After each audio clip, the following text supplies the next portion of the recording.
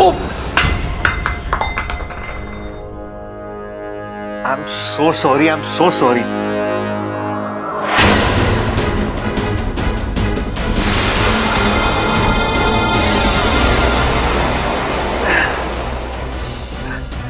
Divya ji, I'm really sorry.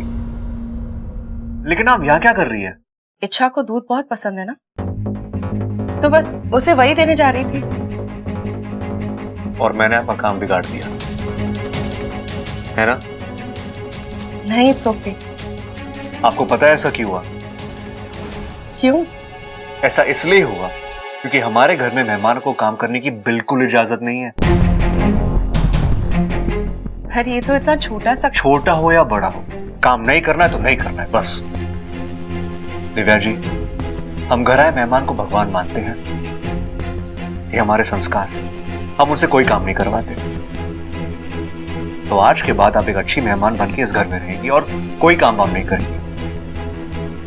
Okay? Good night. आज फिर बच निकली इच्छा।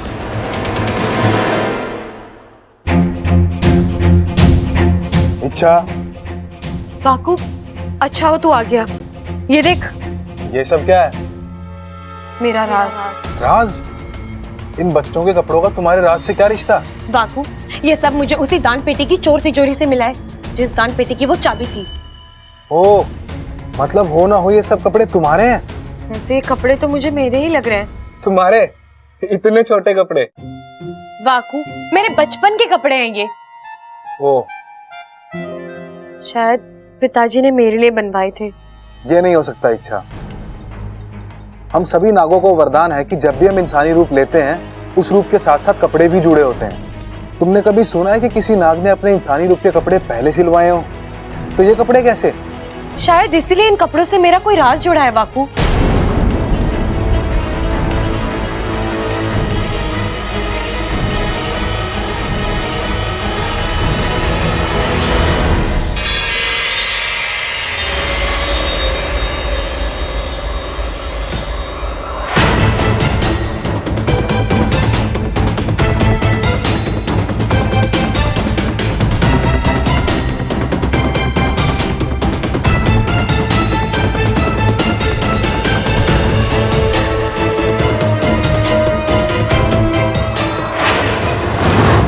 बाकू, इसमें किसी की तस्वीर है, ये देख।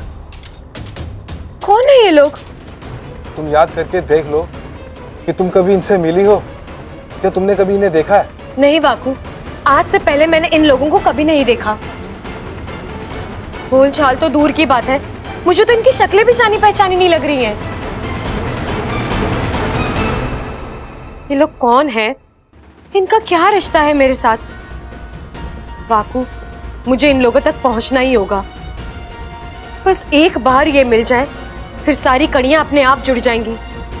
मेरा राज मेरे सामने आ जाएगा। लेकिन इतने बड़े संसार में इच्छा तुम इन्हें ढूंढोगी कहाँ? इससे अच्छा है एक काम करो, तुम पाकिस्तान जाओ और अपने माँ पिताजी से पूछो कि ये लोग कौन हैं और उनके साथ तुम्हारा क्या रिश्ता है। एक वही है जो तुम्हारी मदद कर सकते हैं।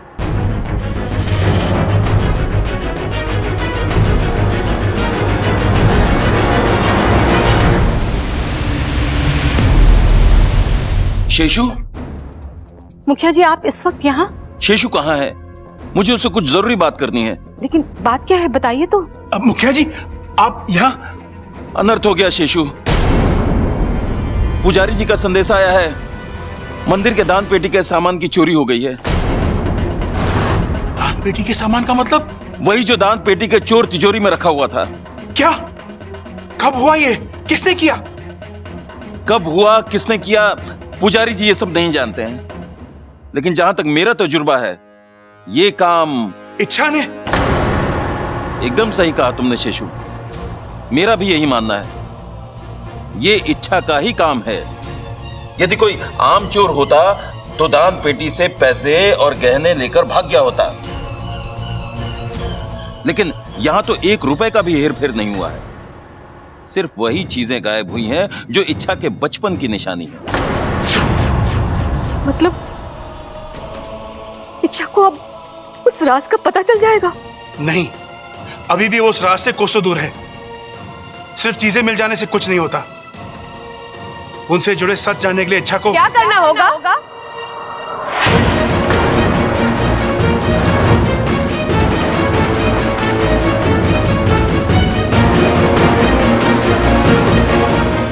रुक क्यों गए पिताजी? बोलिए ना, क्या करना होगा इच्छा को वो सच जानने के लिए? इच्छा, अपनी जिद छोड़ दे। देख, आज तक तुझे कोई राज, किसी सच का कुछ पता नहीं था। क्या फर्क पड़ा? तू एक खुशहाल जिंदगी जी रही थी ना हमारे साथ। तो आगे भी वैसे ही नहीं हो सकता माँ। ये राज कोई आम राज नहीं है। इसने मुझसे मेरे माँ पिताजी को अलग किया है। जो आज तक मुझसे कभी कुछ नहीं छुपाते थे, वो अब बहुत कुछ छुपाने लगे हैं। वो आज तक मेरे लिए जान दे सकते थे, आज वो अपना जहर देने से इनकार कर रहे हैं। इस राज ने मेरी जिंदगी को हिला कर रख दिया है माँ। मुझे इस राज तक पहुंचना ही है, लेकिन मुझे अच्छा लगेगा अगर आप लोग खुद मुझे ये राज बता दें।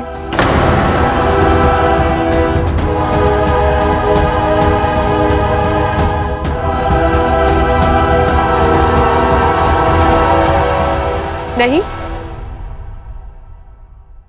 ठीक है, अब मैं कोई जोर जबरदस्ती नहीं करूंगी। अपनी कोशिशों से मैं आज यहां तक पहुंची हूं, तो राज तक भी पहुंच ही जाऊंगी। बस चिंता एक ही बात की हो रही है, कहीं अपना राज ढूंढते ढूंढते मैं आप लोगों से बहुत दूर ना चली जाऊं।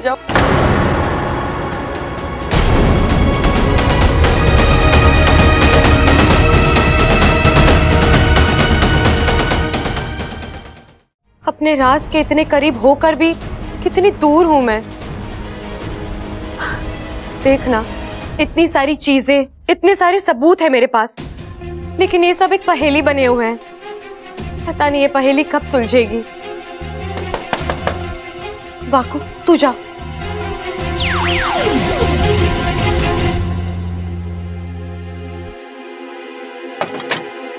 आइसक्रीम तुम्हें पसंद है ना? अब हाँ, लेकिन मुझे अभी नहीं खानी, मेरा मन नहीं है। अरे अच्छा, एक बार चक्कर तो देखो, अपने आप मन बन जाएगा। गांधी चौक के रामलाल की आइसक्रीम है ये, पूरे रोहतक में वर्ल्ड फेमस है। लो। रामलाल की हो या प्यारे लाल की हो, लेकिन मुझे अभी नहीं खानी है। अरे अच्छा। बब्बल जी, आप हमेशा अपनी बातें, अपनी मर्जी मुझ पर क्यों थोपते रहते हैं? मैंने कहा ना, मेरा आइसक्रीम खाने का मन नहीं है। मुझे नहीं खानी है तो नहीं खानी है, बस। एक मिनट। अरे चिल्लाओ मत मुझ पे यार। मैं तुम्हें तुम्हारी प्रॉब्लम का हल दे चुका हूं। अब अगर तुम वो लेना नहीं चाहती तो मैं क्या हल दिया आपने मुझे? मैं तुमसे कहा था ना, जो भी दुख, जो भी दर्द हो, अपने इस दोस्त के साथ बांट लो। जितना बांटोगी ना, उतना ही दिमाग हल्का होगा, और अगर दिमाग हल्का होगा तो आइसक्रीम खाने का मन भी होगा। अच्छा, तो आपको लगता है बांटने से हर मुश्किल का हल मिल जाता है? गुंजाइश तो होती है कम से कम। अगर तुम कुछ बोलोगी ही नहीं तो हल मिलने की गुंजाइश भी नहीं रहेगी।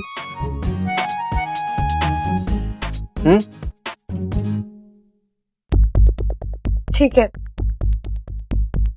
ये लॉकेट देखिए, इसमें इन दो लोगों की तस्वीरें लगी हैं। अब आप बता सकते हो ये लोग कौन है, कहाँ रहते हैं, क्या करते हैं? बिल्कुल, बस मुझे थोड़ा सा वक्त चाहिए और एक सवाल का जवाब। कैसा सवाल? अगर मैं दोनों का नाम पता ढूंढ लेता तो बदले में मुझे क्या मिलेगा? बताइए ना, क्या चाहिए आपको? एक वादा। कैसा वादा? तुम्हें मेरी कोई भी एक बात बिना किसी झिकझिक के माननी होगी। बोलो, मंजूर है? मंजूर है। गुड। अब तुम आराम से आइसक्रीम खाओ। लो, तब तक मैं इन दोनों का नाम पता ढूंढ कर लेके आता हूं। खाओ खाओ, एंजॉय।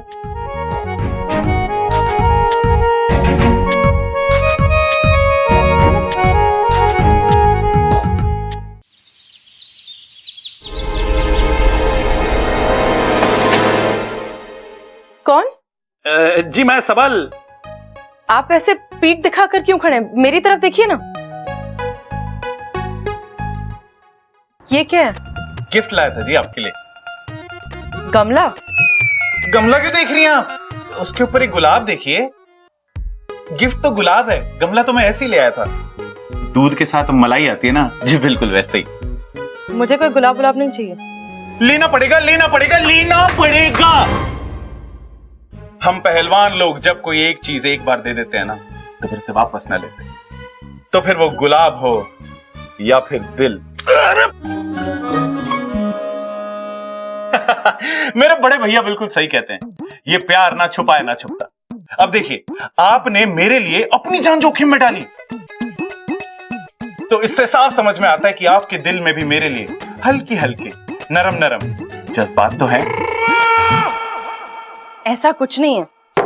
झूठ बोल रही हैं आप, मुझे सब पता है, इसमें आपकी कोई गलती ना है। मेरे जैसा हैंडसम नौजवान किसी के सामने खड़ा हो जाए तो किसी का भी दिल फिसल सकता है। आपका भी दिल फिसल गया तो क्या हो गया? अरे आप ये सब छोड़िए, आप ना इन दोनों में से एक उंगली पकड़िए। क्यों? अरे पकड़िए तो सही, एक तो सवाल बहुत पूछती हैं आप। पकड़िए पकड़िए पकड़िए। क्या हुआ? दूध, दूध का दूध और पानी का पानी हो गया जी। अरे मुबारक हो, प्यार वाली उंगली पकड़ी आपने। इससे साफ समझ में आता है कि आपके दिल में भी मेरे लिए बहुत प्यार है जी। ऐसा कुछ नहीं है। आपसे पीछा छुड़ाने के लिए कोई भी उंगली पकड़ी थी मैंने। देखिए फिर झूठ बोल रही हैं आप। अगर आपको पीछा छुड़ाना होता तो आप ये वाली उंगली पकड़ती ना। क्या करूं उस आदमी का? अपना बना लो जी। क्या मुसीबत है ये? मुसीबत हूं, आफत हूं, ये जो कुछ भी, आज से जो भी हूं बस तुम्हारा हूं। जब तक हाँ ना बोलोगी ना तुम, तब तक पीछा ना छोड़ने वाला तुम्हारा। अब ये दीवाना रुकने वाला ना है।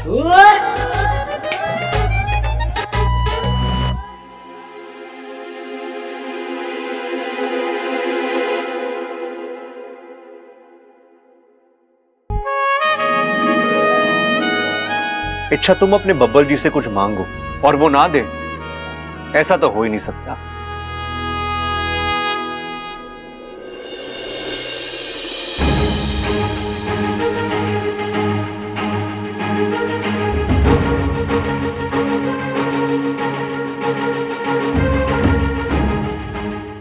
मुझे रास्ता मिल गया इच्छा। अब मैं बहुत जल्दी पता लगा लूंगा कि ये लॉकेट किसका है और कहां से आया है। बबल जी। अरे अच्छा, अच्छा हो तुम आ गई। तुम्हारे लिए एक खुशखबरी है।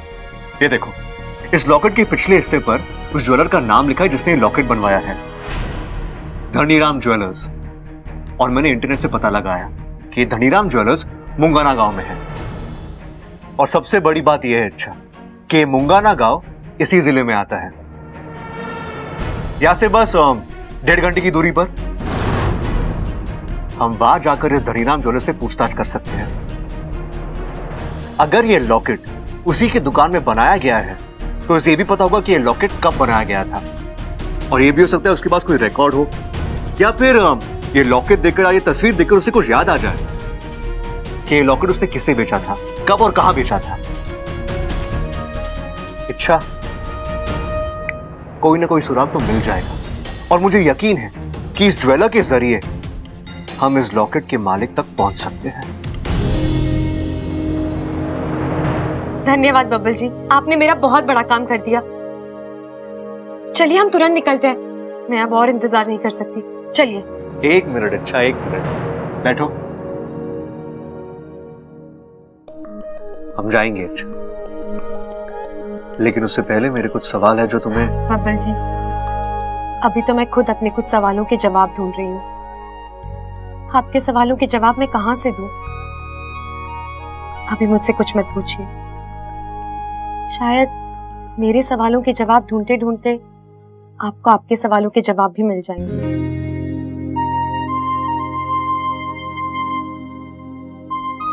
ठीक, तो फिर चलो। जाकर पता करते हैं इस लॉकेट का राज क्या है। चलो।